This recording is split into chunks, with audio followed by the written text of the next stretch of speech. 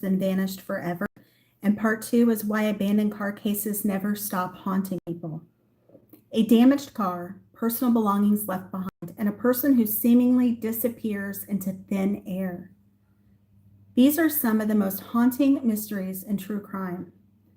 Why abandoned cars disturb people psychologically. It disturbs people psychologically because people belong in cars. They belong in their cars. Why did they leave their cars? There's all these questions, and the questions remain unanswered. Why did they leave their vehicle? Where were they going? Where did they come from? What happened that caused them to exit the safety of their vehicle? Did they run out of gas? Any number of things. Did someone pressure them? Did someone threaten them? Did someone harm them? Did someone take them out of their vehicle? We have the case of Patricia Meehan, which we've talked about, as well as Maura Murray, Brandon Lawson. Oftentimes there is shock and post-accident confusion, which can make up for why people just seemingly walk away, as well as why people flee irrationally. Oftentimes, again, the idea of, maybe I have a warrant, maybe I am looking at a potential criminal charge here, and I want to make sure that I'm not going to get into legal trouble. And so a lot of people overestimate the impact of that because ultimately, likely unless it's, a more serious case, then the person could potentially be okay, but it is irrational and they were afraid of getting mired into the legal system. And so ultimately head injuries and altered thinking, maybe through alcohol or drug activity or any number of things, or a head injury or something that happened along the lines in the car. There was a car accident potentially. And there are oftentimes witness sightings after the crashes. And so families are rejecting simplistic explanations. They want to know the full story. They want to understand their family member and why they did what they did. But sometimes there's not enough evidence to be able to go into that and be able to explore that further and be able to share that with people.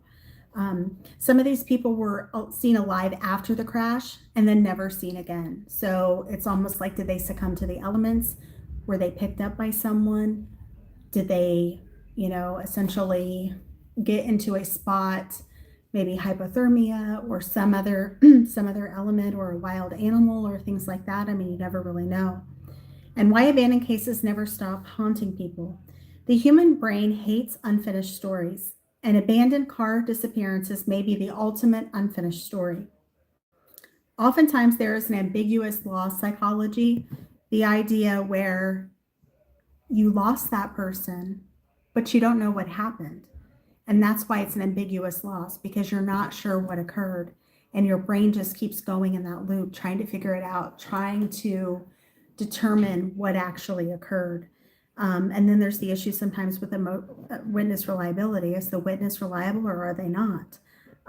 As well as environmental dangers after crashes, which can be a very real thing. And then the role of media amplification. Oftentimes the media tries to hype up things, create facts sometimes that they may not realize are not actual facts, which can complicate the issue, which can spread a false narrative potentially, which could then derail the investigation, or they may accidentally expose a piece of information that the police were trying to keep secure, and now it's out there. So that kind of prevents them, law enforcement, from doing what they were trying to do by keeping the information back. And myths form around disappearances because people are so eager to know what occurred, what happened, maybe potentially list suspects or list any number of theories. Whether or not they can actually validate them or not is another issue entirely.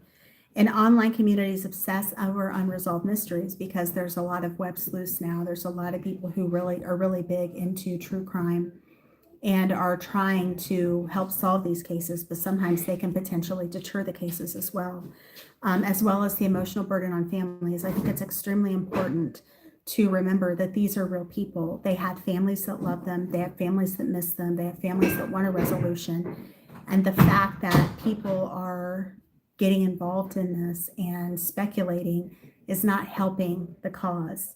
And so decades old cases still grip the public because there's been no resolution. And so in closing, sometimes the scariest mysteries are the ones that never fully explain themselves. Thank you for tuning in to Grace and Gavel, where truth meets compassion. My name is Buffy. I'm an almost 18-year criminal defense attorney. And I just want to say thank you so much for tuning in, and I hope you have a great rest of your day.